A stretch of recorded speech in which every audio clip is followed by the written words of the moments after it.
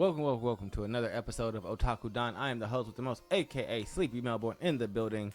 Just Charles is with us. What up? We are here to talk about Hunter x 401. It is a series that both myself and Sleepy Melbourne love. I have watched every single version of every single episode in existence, even the OG one where Kurapika doesn't put the heart in the napkin. Killua. Well, I'm pretty sure Kurapika would have did the same thing, but you know what I mean. Killua doesn't put the heart in the napkin, and I am still undecided on which version is better. The 2011 version is better to me. I'm all caught up on everything, and I love me some Hunter x Hunter. The Succession War seems like it is starting to, at the very least, move towards the peak, if not peak here, and then start moving towards the. Well, I think this is kind of like placing where all the princes that are going to kind of like be major players. Like I think the one princess or prince is going to die because she has those curses around her. I think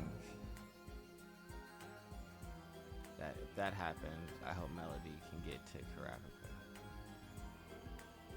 Because I don't want Saradnik to get to her. I wonder.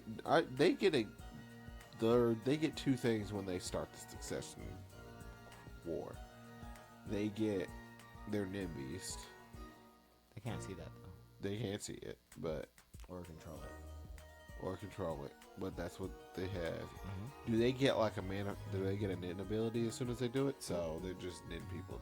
They're just people who are ultimately kind of like capable of using Nin. Yeah. They're like beginner going in Killua with Nimbeast. Yep. So now she could have an unusually protected Nimbeast. Well, that might be true for Miranda. So we in this chapter find out that Beyond Netero was out here having multiple babies, doing his big mom in the Hunter x Hunter world. Has some like 20 kids in the Kaking Empire.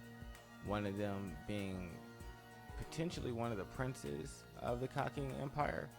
I think it's Miranda, who has been on the cover of a lot of the chapters or volumes that have been coming out surrounding this. Some other people think it's Saradnik because of like how powerful and how like sinister and evil he seems, and like intelligent and like adept at using like Nin. That just seems like, all right, well maybe you were a genius like your father and grandfather. So a couple of candidates, but we get to see one of Beyond's other children come to Kurapika and explain what her ability is.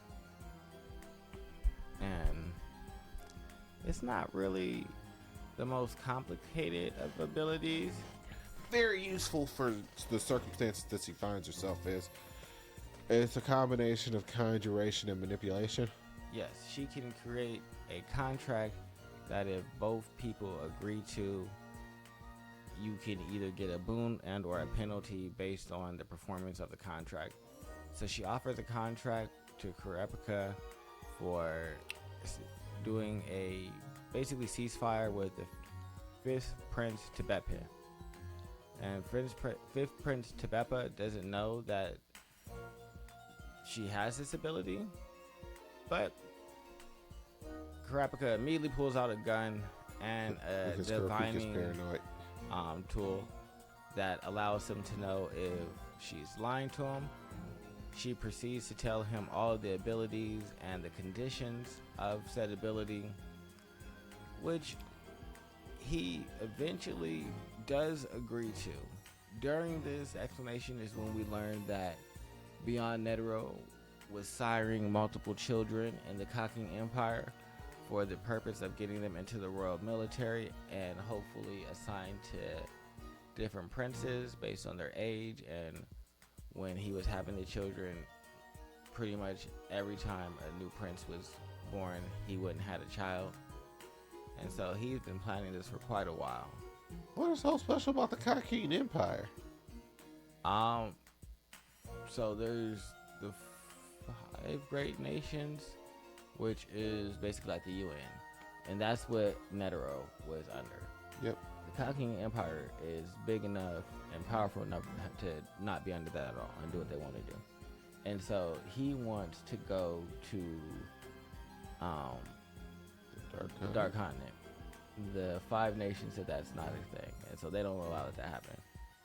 But Cockine can do what they want, so he basically convinced their king to go to the Dark Continent, and so that's what's happening. But he also seemingly wants to really take control of the entire Cockine Empire and basically have that as his like forces when they go to the Dark Continent. Is what I would assume is what his ultimate goal is. So this is set up for the trip. It's not even for him. For Beyond, it is set up for the trip. For the people doing it, no, this is not set up for the trip. They are actually trying to become the new king of Cockine and like establish their empire and new land.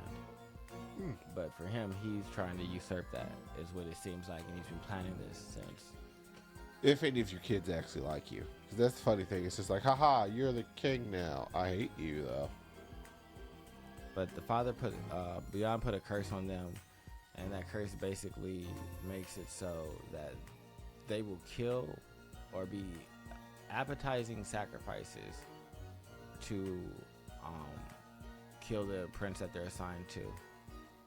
They're not sure which prince they're assigned to, and she doesn't necessarily care, because what she's worried about is what prince is actually Beyond's child as well, because she wants to take them out and kill that child.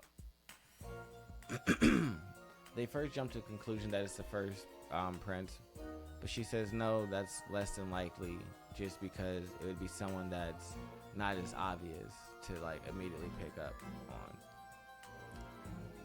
This is really, Kurapika agrees to this contract, and we have the women headed to go to Bapin to ask about signing of the contract, and then we shift to Beyond, who is actually sitting in a cell with one of the Zodiacs, Leo, asking if he can get another book. Leo's like, nope, read it again or write it yourself. Beyond's like, I don't have a pen or any paper. Don't give him no pen or no paper. Yeah, Leo says, not getting that, but you have a beard and blood, so you can write, which is a wild thing. You can't trust him with no pen or paper. He'll kill you with it. No. Just telling him to like pluck a beard hair and cut himself to like use that as ink is a wild thing.